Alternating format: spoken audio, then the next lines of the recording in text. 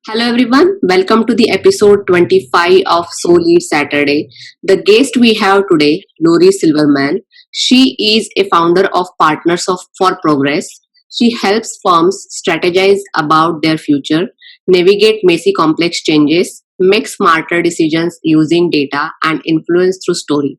Since 1991, she worked in 25 industries with enterprise like Chevron, American Family Insurance, McDonald's, Target, GE, Philips North America, and the US Air Force.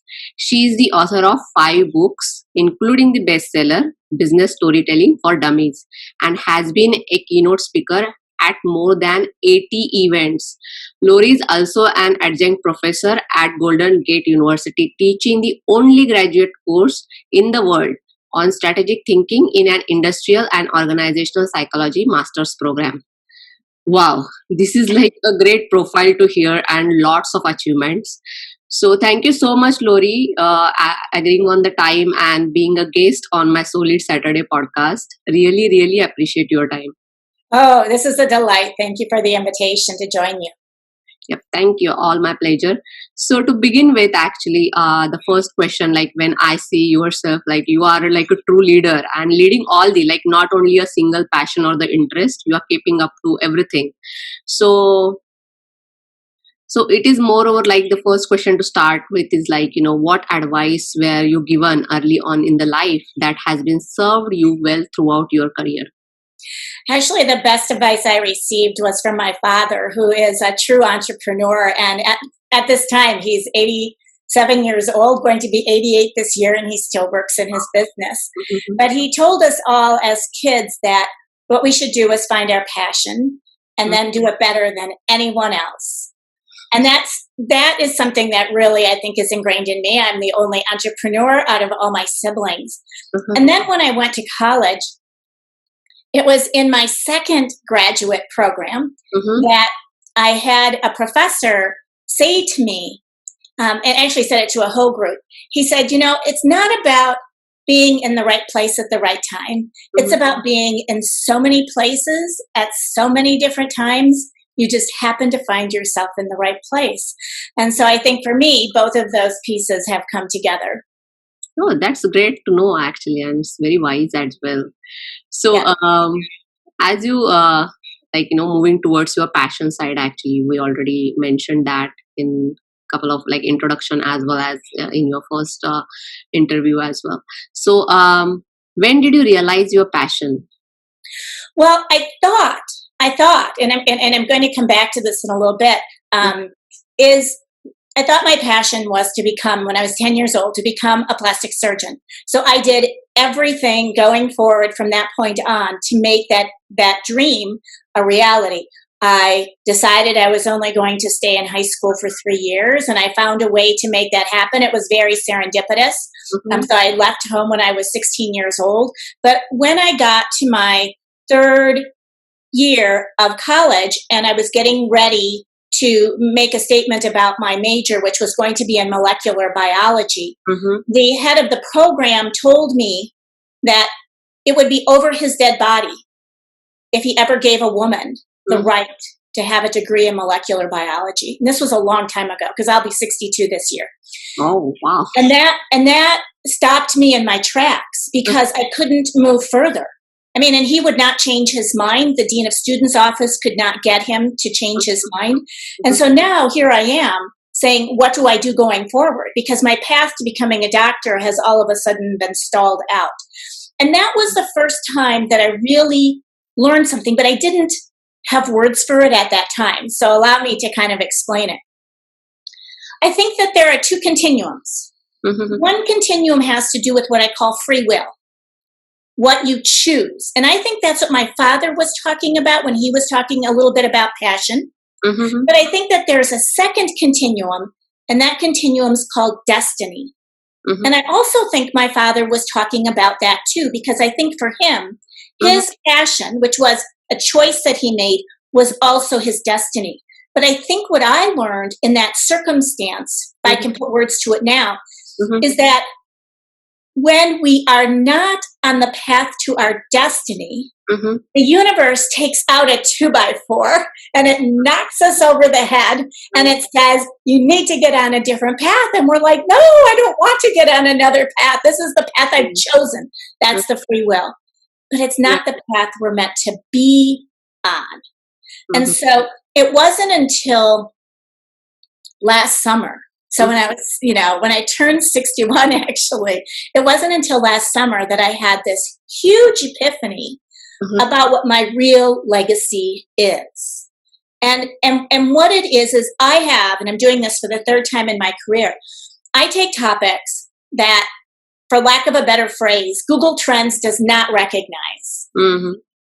And I make them mainstream. And I'm doing this for the third time in my career. And I've learned that it takes 10 years, maybe longer, to bring those to fruition. And so my legacy is not so much a topic area as much as it is finding gaps, seeing opportunities, and then saying, oh, this is what I need to do. But I think for me, this third area that I'm working on is my destiny, because it brings everything that I learned, even when I was 10 years old, all the things I've learned throughout my whole life, and it's woven them together into a single whole. And so, I'm not like that kid, right? That violin virtuoso whose, passion and legacy are one and the same thing. I'm one of those people where life has had to hit me upside the head a few times and redirect me until it finally all started to come together. Wow. Actually, I started getting inspired by you already. Like, the way you are speaking actually truly shows like, kind of a leader you are. One more interesting thing that you mentioned that, I always ask the guests the questions like, how did you realize your passion? But the way you said that, it is not about me finding the passion found me. Right. I would like to ask that, how did that happen? And well, it's a very circuitous path, if I can take a few minutes to kind of explain it. Because the first part of my career when I was in my 20s, so I spent about 8 years working in 2 hospitals. So even though I couldn't get my degree in molecular biology, and I got an undergrad in psych and 2 graduate degrees, one in counseling and an MBA, I took those into healthcare. And I had a situation happen in my second job when I was the acting director of a training department, and had stellar performance reviews. I was doing well in the history of the organization.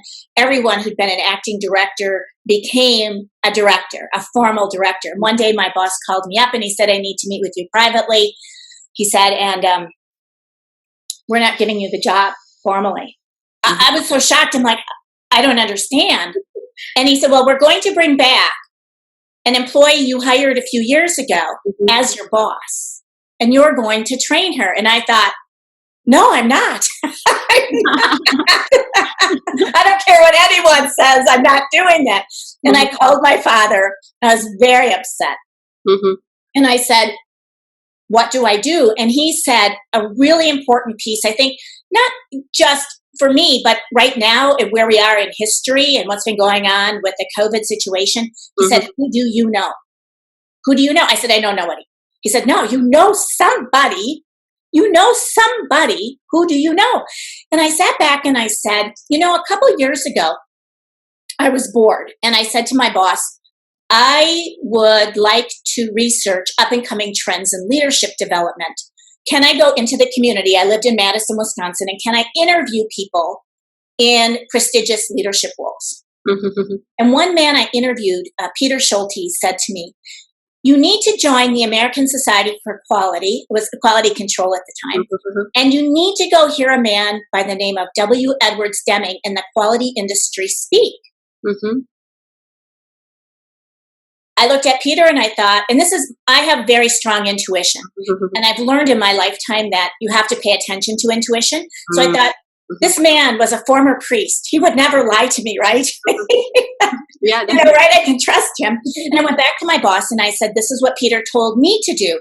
And she said, we'll fund the association, but we're not going to fund this. And I want you to imagine what it was like. Because again, how does this work today? I made $18,000 a year. I went across the hall from where I worked to the credit union, and I took out a $2,000 loan. And I sent myself to go see Dr. Deming, and my hospital would not even let me do it on work time. I had to take a whole week of vacation time to do it. But my father said to me, is there anything about that experience that stood out? And I said, yes. There was a man who said to me when I registered, because I had to register under my own, I had a little side business doing training. He said, if you ever need anything, call me. My dad said, call him. Call him. Don't tell him what happened. Just say, I'm ready. What's the opportunity? And that one event has led me to where I am today. I mean, it was because what I ended up doing for that company is I spent 3 years, I led teams of PhD statisticians, and I'm not a statistician. I'm someone who does the messy change piece of it. But together in teams, and this is what we're missing today in the data and digital transformation world, we're missing that people with my expertise need to partner with data scientists, statisticians, to actually profoundly shift an organization and make change possible. So the things that people are trying to do today, I was getting experienced in when I was 30 years old, which was very interesting, right? And so I did that for 3 years. And then one of my clients said to me, he said, you don't march to the beat of the same drummer as everyone else, and your company is wanting to go down one path. I was employee number 11. We had grown to number 75. And he said, we don't want you to go that path. We want you to come with us over here. And so will you consider at the end of your 3-year contract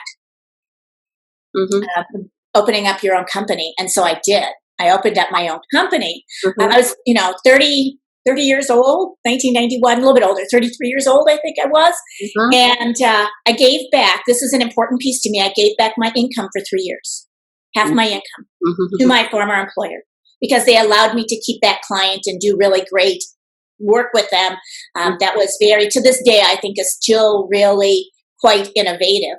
And then I started to get some of my own clients, but I learned how to do turnaround work. I had a statistician working with me. And so we would walk into organizations just like today. We have a lot of organizations going through crisis, right? That are going to need some help. That's not just like, how do I pivot short term, but how do I pivot long term? And we worked with those organizations to literally help them within a year to 18 months to shift themselves into either new businesses or finding new income streams or doing other things. And I did that till 1996 when I changed the name of my company, because I realized I was doing strategy work. So we changed the name of the company from Partners for Quality to Partners for Progress in 96. And then I did another book in 99. That was when I realized, that was kind of my first realization that I was doing something new and unique. We did a book that my former husband, he wrote a fable for me. He calls it How the Q Lost Its Tail, from total quality management to total organizational management. And so I know the business of the business. I know how to transform whole organizations. That book came out in 99. But a couple of years later, I was in another situation with 2 women helping them to write their book on stories for trainers. And one woman, when the contract came to actually write the book, she walked away from the project. The other author called me up and said, I don't know what to do. I can't write this book myself. I said, I'm always in search of a new project, serendipity, new project.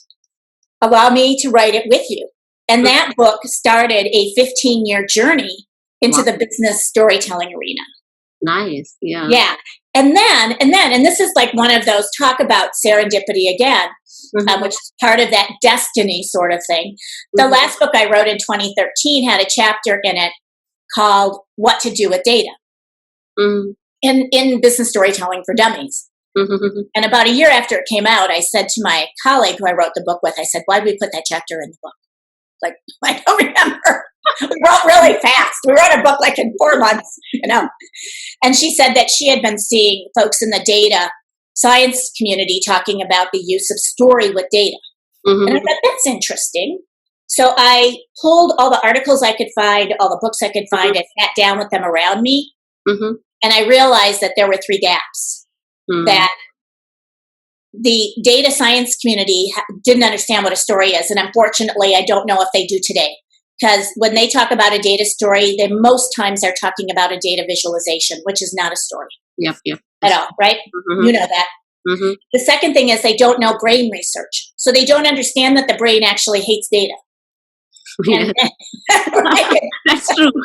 It is. So everybody keeps saying, well, why is it that people are arguing with data? Well, that's what happens when you put data in front of them. You need to find the insight and give them a story, a real human story. And then the third gap I found was that set me on the path really today is that I realized that the OSEUM approach that data scientists used to study data was flawed. Mm-hmm. And it was missing a number of steps, and it still is. And so I created with my colleague a methodology that we call making smarter decisions with data. And SMARTER is actually an acronym. Yep. But when I think about all of those pieces that were happening, whenever I had like a detour in the road, whether it would be positive or negative, because there were lots of negatives around the way. And oh, by the way, my passion at that time throughout all of this was doing strategy work. So here I am doing this strategy work, and these things are coming in from the side, right? All the time, like knocking me up against the head. But that is also, I feel like, kind of a strategy, isn't it? If you look into that, it is kind of an opportunity strategy. Like, yeah, find the opportunities in everything. So yeah. Well, to have. I'm sorry? That is a good strategy to have, to finding an opportunity in everything. So yes. Well, and I think for me, it's connecting the dots. Mm-hmm. And so all of these different career choices, and even when it came to like being a professor, Mm-hmm. that only came about because I am a strategist, and I was doing some work for a client. We were looking out at the year 2030. We were doing some scenarios. Mm-hmm. And I had this thought. It was like 2016. I thought to myself, I wonder what I should do when I'm 70 years old. I still want to work. My father's not retired. I don't plan to retire. Maybe my siblings will retire. I won't.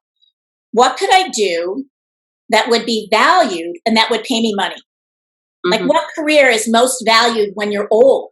And there are very few careers, right, that you can do. And I realized that it would be being a college professor, but I don't have a PhD, right? I have 2 master's degrees. So I called up a colleague of mine who works for a university, and I said, I want to start teaching. I don't know where to go. What do you suggest? And she said, it's your lucky day. Because in another part of our university, in the industrial and organizational psychology department, we're going to start up an online master's program, and we hire people with master's degrees to teach. So if you'd like to teach online, and I thought, well, that kind of kills 2 birds with 1 stone, right? I get to learn how to do online teaching, and somebody's going to pay me to learn how to do that. And I didn't think I'd start early, to teach. But I have taught a class every term since then. Oh, wow. I think for all except 1 term, and we are on a trimester basis at Golden Gate University. So that's how that piece came in, because I decided to stand in the future. I didn't extrapolate from today and say, what could I do with what I have today? I said, if this is what the future is going to look like, right, how can I live in that world and have an income in that world that now goes back to my passion and everything else? And quite frankly, for me, because I do very bleeding edge work, working in a university setting is absolutely critical, right, for credibility purposes, if that makes sense. Yes. So the way I am reading you, actually, you are a person who has lots of risk-taking abilities and who finds opportunity in everything, actually. So you're great, actually. So a lot of people actually lack that ability, when it comes to handling the risks, like as you mentioned that you had to start your business and you give up on the financial stability, for 3 years. So definitely it is the hard work that pays you off. So whatever you achieve today, it is something that you put on, actually, like lots of efforts behind it, or time behind it, or hard work behind it. So thank you so much for sharing. It was quite inspirational for me as well. Moving towards our next question is about the multiple roles. You gave lots of insights, actually, already, but Like, how did the multiple roles in your career evolve, such as, consultant, speaker, author, founder of a firm, and adjunct professor? Well, I think for me that when I opened my company in 1991, when that was not during a really good economy. And so what you start to realize as you go on over time is that you have to diversify your business in order to have income. So early in my business, that diversification was through product sales. So through the sales of training materials, which a lot of people are doing today. But then in 1999, when I wrote my second book called Critical Shift, I said to myself one day, and this is about, can you dream something new into existence? People call manifestation. So one day I was sitting and my intuitive hat came on. I get these. So even let me go back a second. When I opened my business, that wasn't a choice to open my business. I was sitting in a bus in Kyoto, Japan, looking out the window. I was on a study mission. It was a gift that my company had given me for being the top billing consultant for 3 years. And I had this overwhelming feeling. And I looked at my coworker who was sitting to my right in the bus, another woman, and she said, "Oh my gosh, you're going to leave the company." I said, "How did you know?" She said, "The look on your face." I said, "If you could just tell." And I said, "I just had this epiphany. I have to leave. This client has said, will you help us? Your company's going this way and we're going this way." But it had never dawned on me that I needed to leave now. That I had to do that at that point in time. And so throughout my career, I listened kind of to these voices in my head. And in 1999, one day I sat back and I said, how do people become a keynote speaker? I have no idea. Yes. And I said, well, I guess you start by saying the words I am. So I said, well, if I said I am a keynote speaker, not going back to my father's advice, who would I call? And I called 5 of my friends and I said, are any of you running conferences? And one woman said, I am. I'm running a users group conference. Why are you asking? And I said, I want to be a keynote speaker. I am one. And she said, well, I can't pay you. I can pay your flight. You're going to have to stay with me in my room if that's okay with you. But we'll put you on the main stage and I'll give you an endorsement. And that's how I started to become a keynote speaker. I just decided to be one. Yeah, that's very important stage actually. Like, you have to take the first step and definitely the people will find people actually. Once you figure out that, approaching people the way you approached, definitely you will find a person who can again, help you out. So yeah, that is a very great point you shared. Moving towards our next question is about, you created the one and only strategic thinking course, and I'm also very much interested in learning, how the strategies work within the organization or while you are growing as well. It is very important to learn the other business aspect as well. So would you like to share more about it? Like, why is it important and what value can it bring? Well, I think that people confuse the term strategic thinking with strategic planning. And it's something that's very different. So for people who are listening, if you were to take a piece of paper and in the center of it put the word strategic thinking and then draw arrows to other circles. One circle is going to say visioning. Another circle is going to say strategic decisions. Another circle is going to say strategic formulating strategy. Another circle is going to say strategic planning. Another one's going to say strategic implementation. Strategic thinking is a divergent thinking process. It's about putting ourselves in the future. And when I'm saying a future, I mean, some people say, well, strategic thinking could be 5 days from now. Sure, it could be, but that's not what I'm talking about. I'm talking about what I've shared a little bit earlier, which is how do you stand at least 5 to 10 years out in the future? Get to know that world really, really well. Today we talk about, unprecedented times. Look at all this uncertainty. And I'm like, there's always been uncertainty, right? There's always been uncertainty. There's always been chaos. There's always been complexity. We've just chosen not to recognize it. someone who learns strategic thinking realizes that it's all around us all the time. Mm-hmm. And so how do we start having conversations about all the possibilities Mm-hmm. that can exist in that future?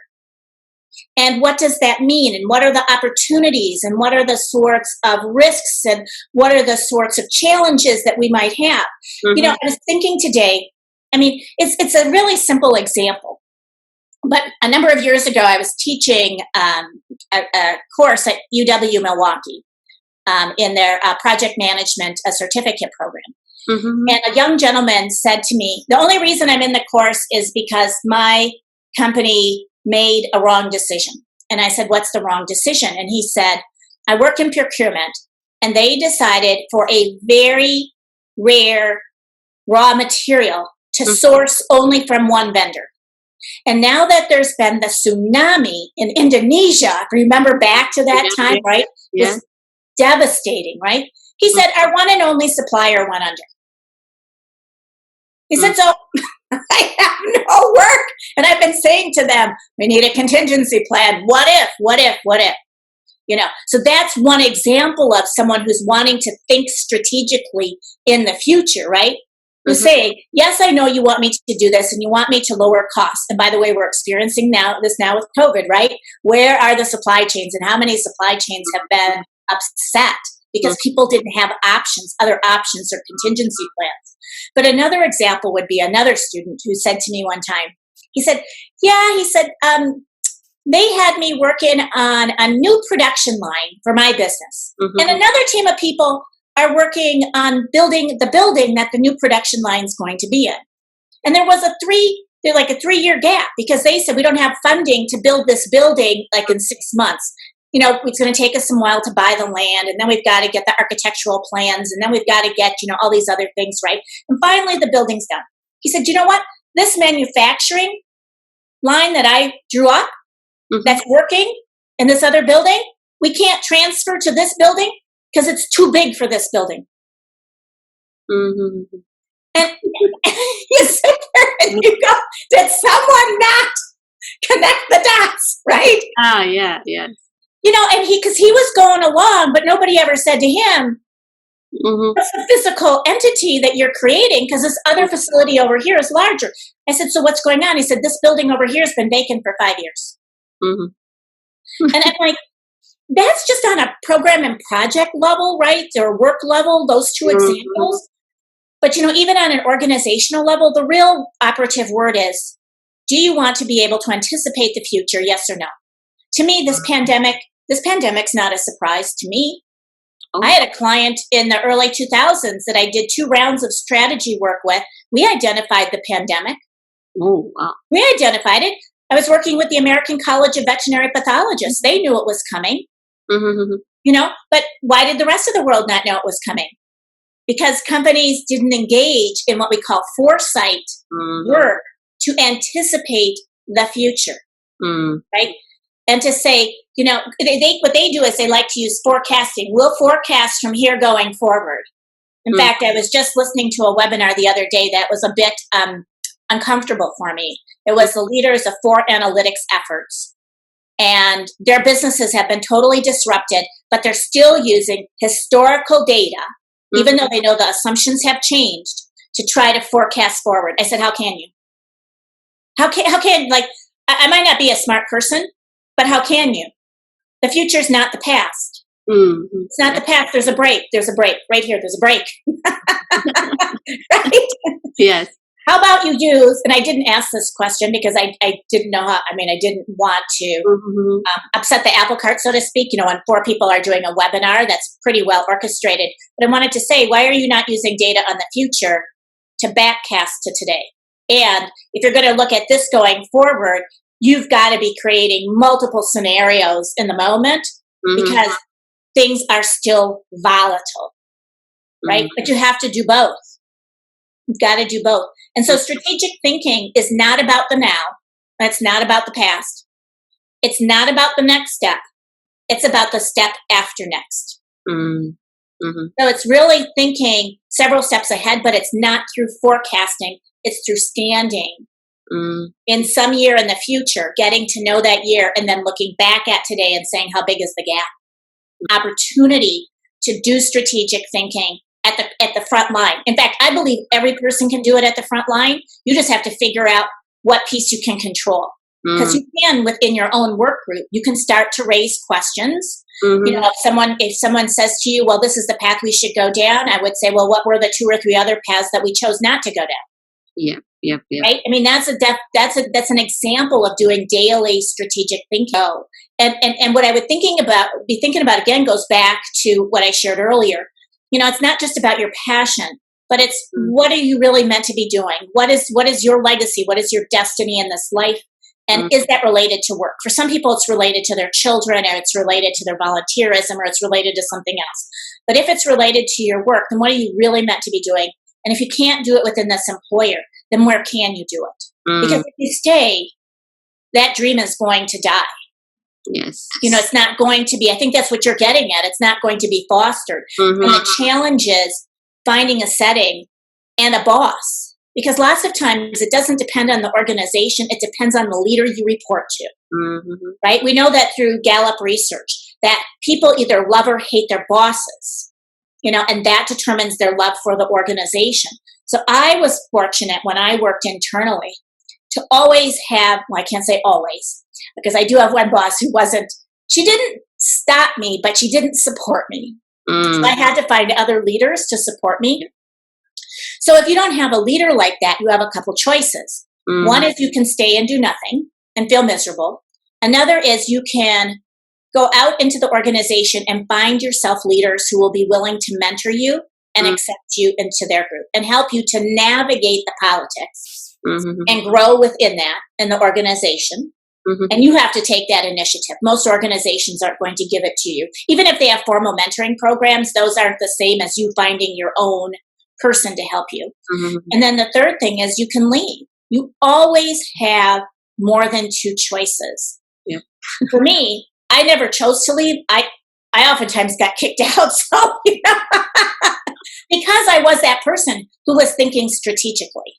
Yeah, that's good to know actually, and it's really very valuable insights actually. That whatever you are sharing, it is like it's very hard and to find a person who is wise enough and learn from the experiences actually along the journey of the career, because that is the most valuable advice people can get from actually.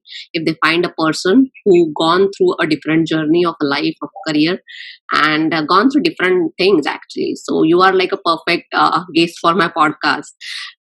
Moving towards our next thing is again one of your interest is that your work around the data literacy. So would you like to share more about it? Sure. So when my colleague and I developed this methodology, making smarter decisions with data, which is really all about how do you move from data to true insight and action and how does story fit in. I realized as I started to look back at when data literacy was coming out in October of 2018, and I started to read about it because it really got kicked off with Click and a project that they called the dataliteracyproject.org. And so Click and Experian in the UK and Pluralsight Data for the People and Accenture formed a consortium. And they put up this website and they said, here's what data literacy means. And they used a definition from MIT. But as that started to unfold, what I realized in 2019 was that they were only talking about the individual, whether or not a single person was data literate.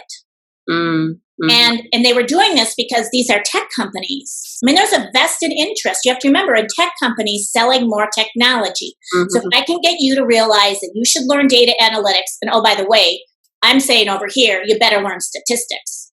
Don't you dare just know data analytics. That's not sufficient. But so you become data literate. So what? So what? What's missing in what I call data literacy 2.0 is the enterprise core competence and the culture to support that. No different than what we were talking about with strategic thinking.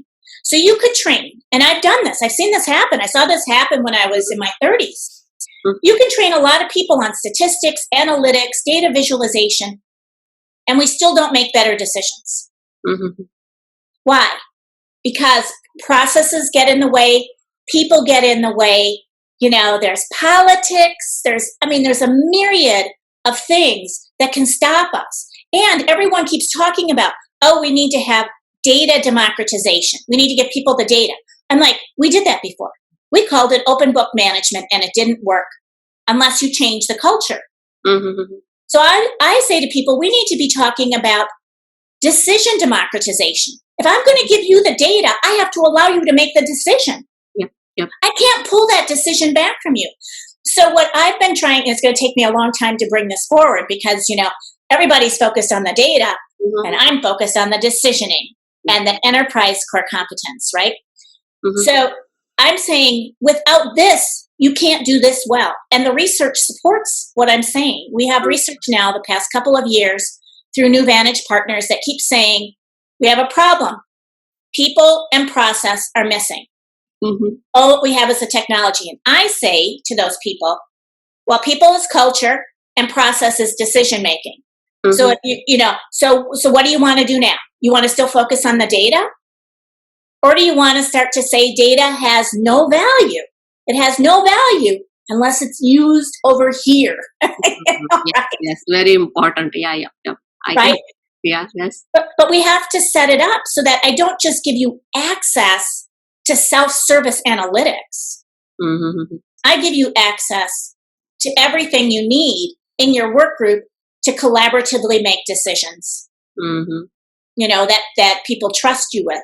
And I think that's we're light years away from that yet. That in my book. I could be wrong. Other people tell me I am, but I haven't yet, found one organization that's doing this really, really well. And this is what we did years ago.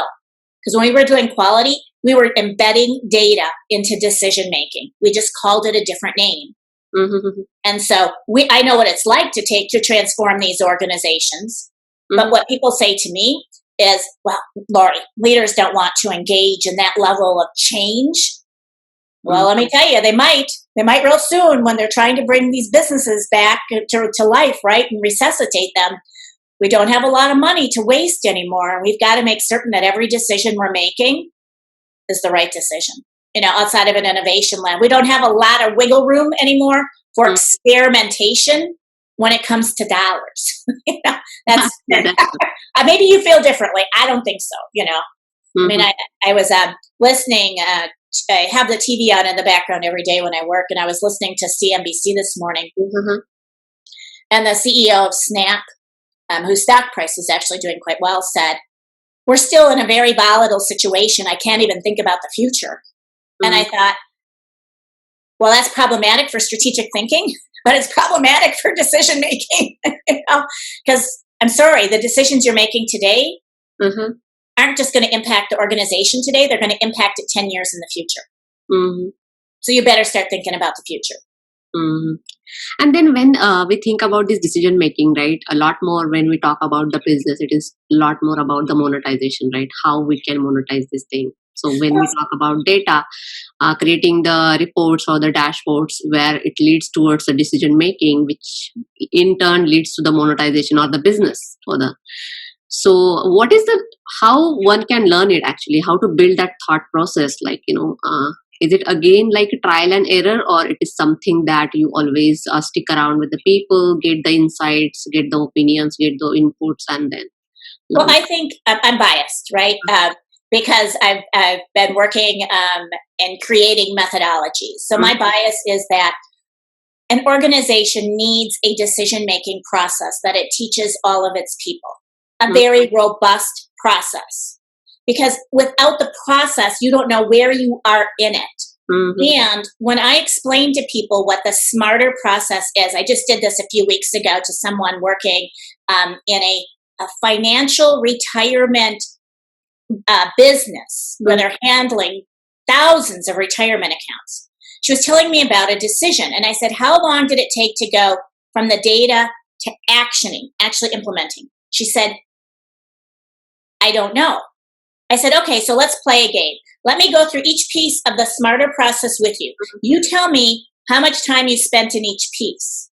And oh, by the way, there's probably going to be a point when you cycled back to the beginning, because this happens all the time. If you do not spend enough time on the front end saying what's the decision that we're trying to make and getting it to be specific and worded in an actionable manner, because so many times we word it for new knowledge. What is causing X? Well, that doesn't do me no good to know what is causing it. It's how do I get rid of the top cause of this problem? That's right. That's a very different question. Yes, yes. So if you word it too generally, or you word it in a knowledge way, you're going to go through this process, and then you're going to come back around to the beginning and get more specific. Then you're going to go through steps again, come back around and be more specific. By the time we got done, she said, I'm embarrassed. I said, why? She said, it took us 9 months.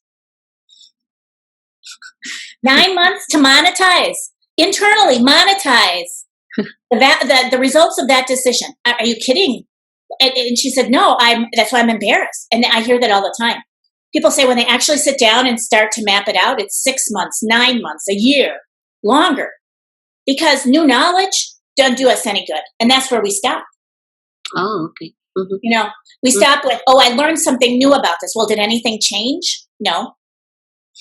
Right? The team is done. The team is done. They told us. Now we're going to have another team over here study the exact same thing and take it to execution. I'm like, we're fooling ourselves. Yes, true. No, to your point, I think I'm talking about the internal monetization of data. Not the external. There are other people who talk about the external sale of data. But what I think this has to start to make us question, especially now, because, again, past data is not as valuable going forward. The world has changed. And if you think it's going back to normal, you are sadly mistaken. We're in a next normal. We're a next normal. And there's going to be a next and a next and a next. And that's McKinsey's term for this that I really like. Is why are we spending all this money creating data marketplaces with all data in it? Yeah. Is it going to be valuable going forward? That assumed a closed system. And right? And if our business model changes, if we change our business models in the next couple months, which people are doing, it's kind of like, just as a very simple example, the gin distillery that now produces hand sanitizer, right? Well, how much of their prior data is really valid over here, right? Yeah. It's like, well, maybe scheduling data is, but really, seriously, you're starting from square zero. And so I think we really need to start thinking about where we're putting our money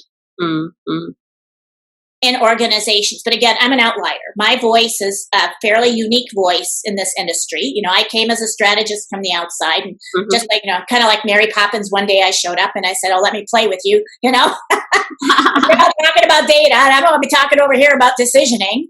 And, people look at you like you got, another eye, like right here in the center of your forehead. And maybe I do. But to your point, if we really want to gain value, we have to internally monetize this. And we're going to have to teach people how to do the decisioning in a manner that's, I call it robust. You need to know the steps. You need to know where people fit. You need to know who to include. You need to be certain that you've got all your ducks in a row along the way as you go through it. Yeah. Thank you so much for sharing, actually. This is going to be useful to everybody because a lot more people are talking a lot more about data. And when I see actually lots of industries, either they are on the prior stage of a data where they're talking a lot more about data governance, data cleaning, data quality and all that stuff, or either the people who are doing the business that is a lot more on the academics part, like, education is the business. Actually educating the people on the data part is kind of a business right now. When we think about actual implementation, it's like we are not yet there actually to see all the industries are looking towards that.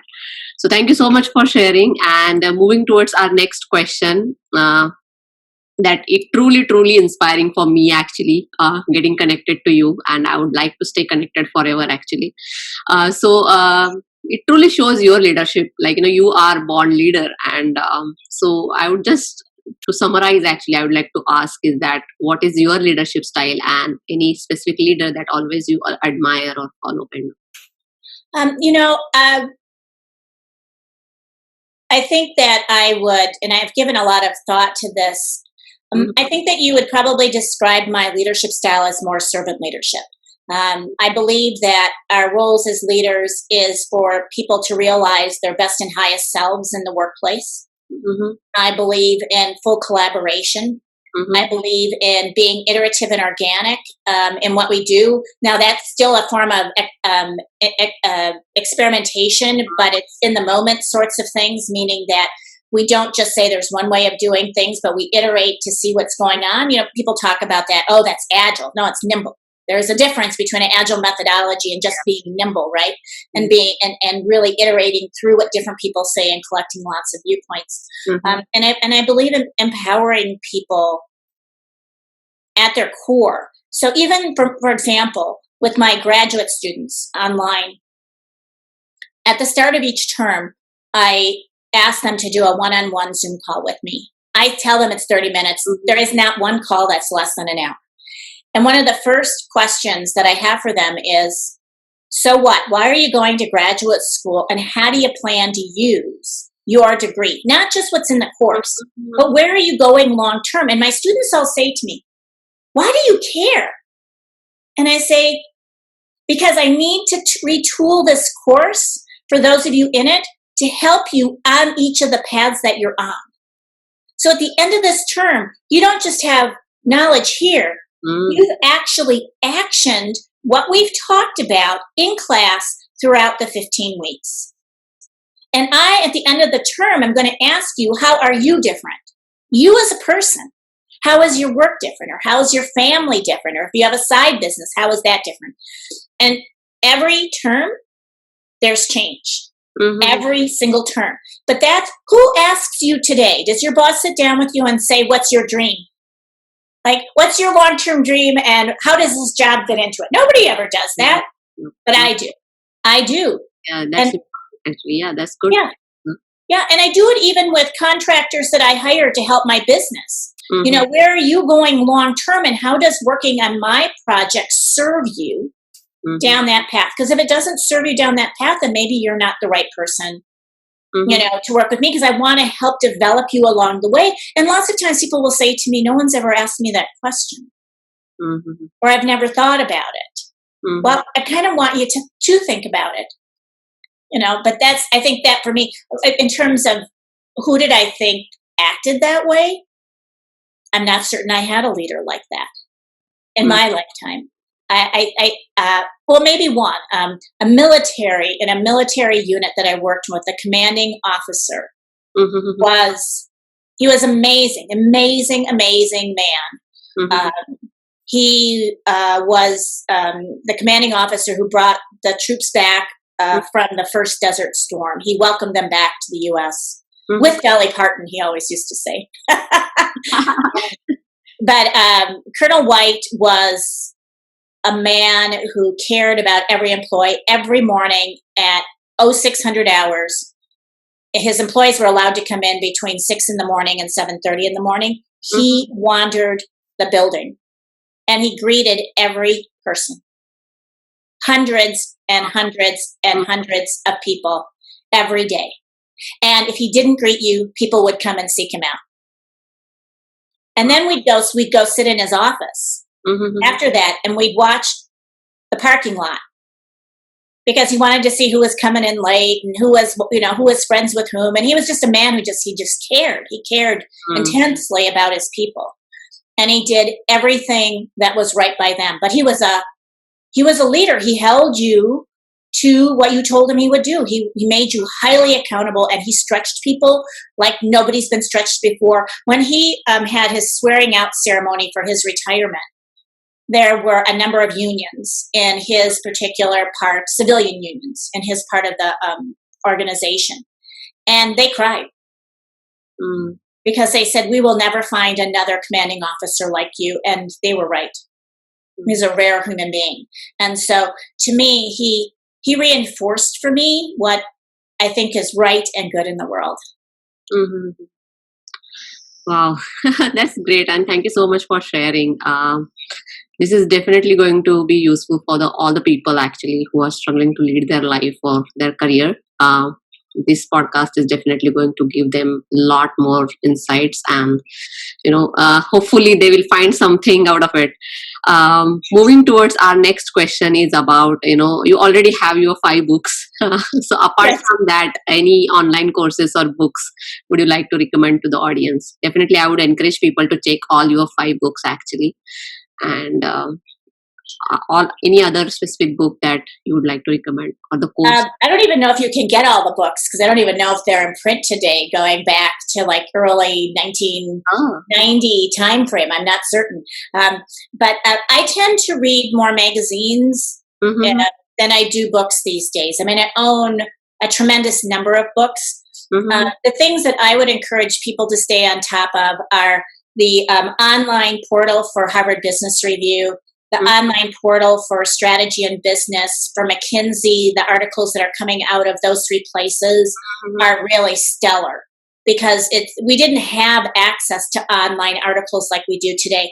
I use LinkedIn, and I encourage anyone who's listening, if you want to connect to me on LinkedIn, please do so.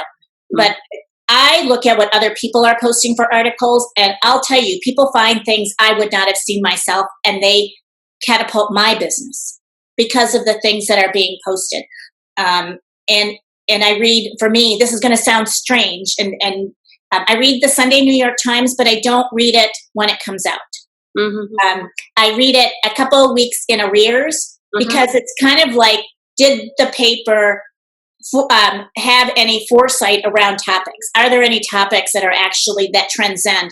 And the New York Times, especially their Sunday magazine, has some unbelievable long form stories, and in the Sunday paper as well, that are on top of a lot of topics. Now, obviously, being a newspaper, it has its own bias and its own philosophy. But the reason I suggested it is in any major city, I would be getting the Sunday edition of whatever paper you have. And if you live in a smaller town, say, what's the next largest city? It could be some paper from LA. It could be a paper from San Francisco, from Houston, from New York, from London. I mean, when I'm in London, oh my gosh, I'm glued to the news on TV. I mean, now I can get BBC on my YouTube, on my Roku, but I watch from all over because I want to know different perspectives on life. And I pick up a lot of information that way. So I'm more biased toward what can you get short term that would be beneficial to your career rather than the books themselves. Okay. Yeah. Thank you so much. And people, I would encourage you actually to connect with her on LinkedIn because truly she is a leader and she is going to be a great mentor for all of you. Moving towards the last question to end this podcast is about specific tips or advice. Actually, your life I feel like your career journey is like truly inspiring, and you should write a book on that. Actually, your learning experiences throughout your career journey, handling different roles, and what you learned actually out of those. But any specific tip or advice you would like to give to the students who are pursuing their education or professionals who are struggling to grow or change their career paths? Mm-hmm. In the data area, I would start learning about something that Lorian Pratt is bringing forward, and what she's invented called decision intelligence. Mm-hmm. It's a new academic discipline. There may be colleges that are teaching it. I have not yet found one, and I will. I hope to be talking with Lorian soon about being a guest, and I have a LinkedIn Live show a couple times a month, and I would like to interview her for it. But again, there's such a thing as data science, but it's not just decision science, it's decision intelligence. And decision intelligence, so we knew that this was starting to become important when Cassie Koskrov of Google changed her job title.